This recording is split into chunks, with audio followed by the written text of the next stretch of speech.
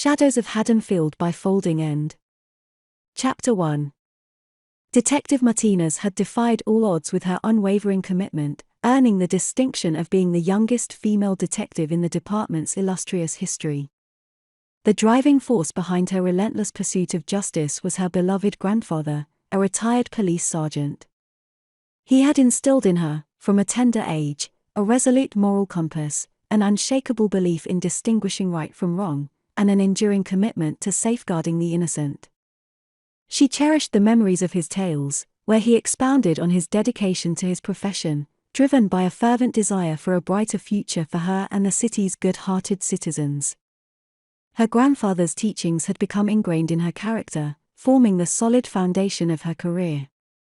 After graduating from the academy, her path was clear. She followed in her late grandfather's esteemed footsteps, joining the police force to continue his legacy. Little did she anticipate how far her cherished city had strayed from her grandfather's virtuous days.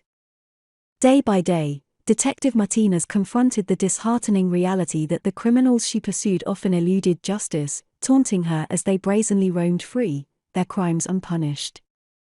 Adding to her dismay, many of her fellow officers were either cowed by corruption or actively involved in it. The thin blue line meant to safeguard the city's citizens had eroded, leaving her feeling isolated and frequently despondent. In her darkest moments, when she contemplated surrender, she clung to her grandfather's unwavering belief that if she persisted, if she persevered, justice would one day prevail. That day didn't come as a divine intervention but arrived in the form of a man known as Peyton Westlake, famously called the Darkman by the city.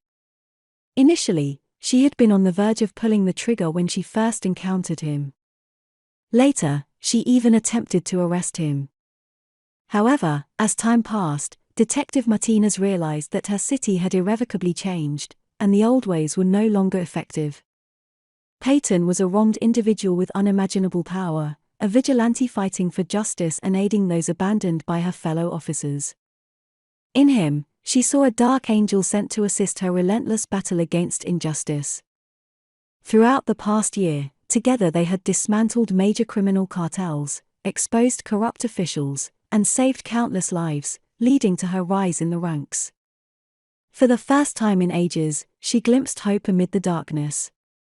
Even the enigmatic Darkman had become a trusted friend and ally in her war against corruption and chaos.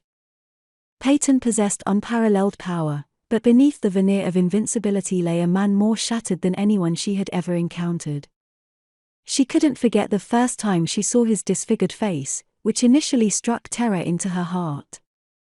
It was then she understood why criminals quivered in his presence.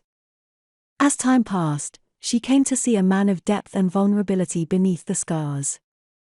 As she reminisced about their interactions, she recalled shared laughter, his charming nerdy wit, and the brilliance of his mind.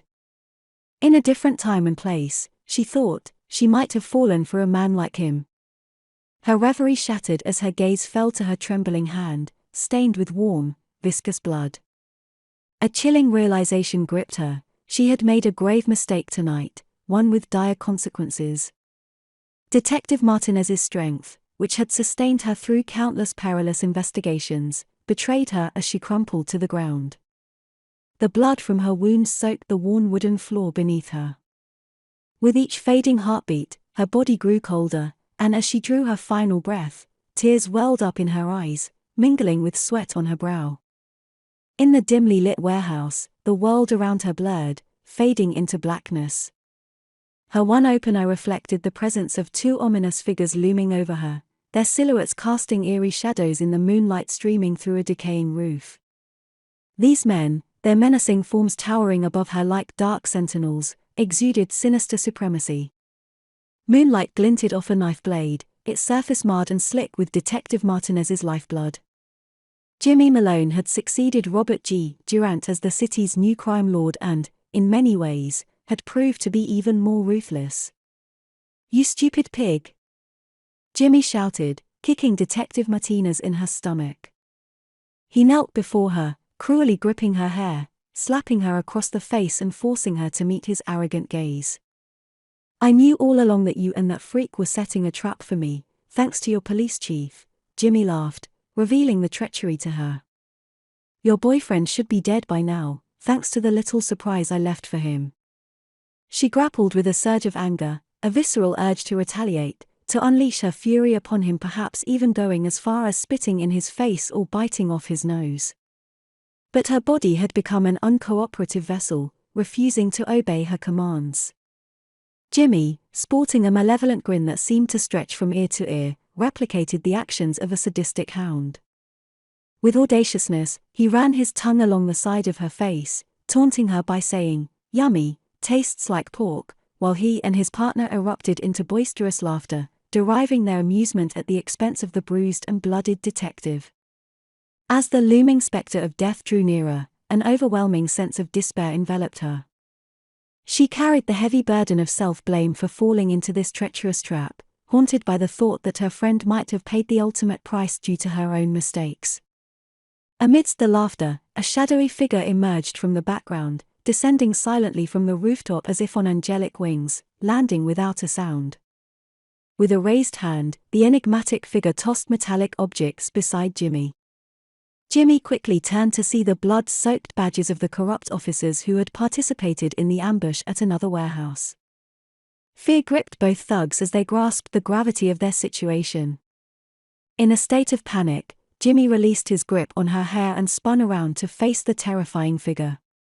Detective Martinez mustered a faint triumphant smile before gently closing her eyes as she fell back to the ground. The other thug attempted to react, but in the blink of an eye, the shadowy figure had lifted him by the neck, rendering him utterly powerless. The thug teetered on the edge of unconsciousness as the grip tightened. Then, with brutal force, the figure drove his head through the wooden floor, followed by a swift boot to the back of the neck, snapping it like a twig. Throughout this brutal display, the figure known as Darkman remained unflinching, never averting their eyes from Jimmy. Jimmy, caught in a paroxysm of shock and terror, realized that his companion, once a formidable heavyweight boxer, had been tossed around like a rag doll. He was an ant caught in a storm. In his panic, Jimmy lunged forward with the knife, thrusting it toward the figure, but to his horror, he discovered that the entity before him remained unmoved. He struck the figure's face repeatedly, but Darkman remained unfazed. "He's not human," Jimmy concluded in his mind, confronting the living nightmare. With a raised fist, Darkman incapacitated the thug by striking his head, rendering him unconscious. The thug's body crumpled to the ground. Peyton then turned his attention to Detective Martinez, cradling her gently in his arms, fervently willing her to open her eyes, yet they remained sealed shut. Tears cascaded onto her lifeless visage. "I'm so sorry," Darkman whispered, pressing a kiss upon her forehead. Carefully lowering her to the ground, Darkman stood, casting one last mournful glance at the lifeless body of his friend. Then, looking back at the unconscious Jimmy, his tearful eyes erupted with rage. As a frigid wind slapped across his face, Jimmy's eyes slowly fluttered open, and at first, he felt disoriented. The world appeared to be upside down, with the moon oddly positioned below him. Reality struck him like a freight train. He was hanging upside down, dangerously suspended above the bustling streets below.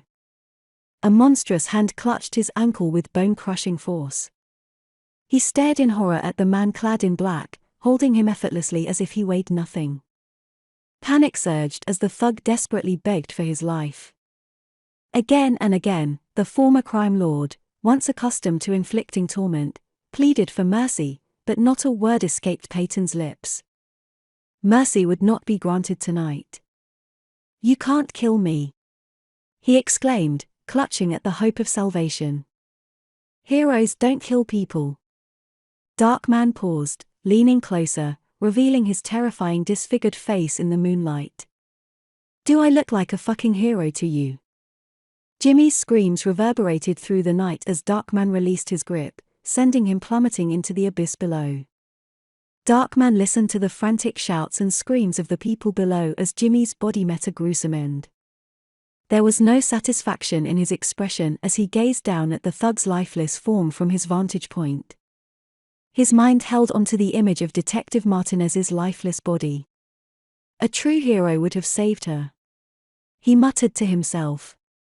Later, in a dimly lit alley, a passing couple stumbled upon a trench coat and a fedora hat discarded in a trash can, near the spot where a bad man had fallen from the heavens.